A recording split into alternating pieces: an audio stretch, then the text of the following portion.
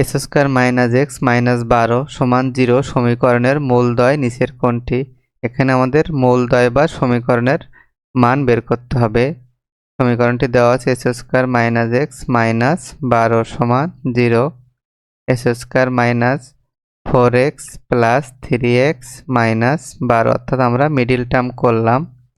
প্রথম দুইটি রাশি থেকে x কমন নিলে x মাইনাস 4, পরের দুইটি রাশি থেকে 3 কমন নিলে x মাইনাস 4 সমান 0। এখান থেকে লিখতে পারি x minus 4 into x plus 3 সমান 0, হয় x মাইনাস 4 সমান 0 হবে অথবা x প্লাস 3 সমান 0 হবে।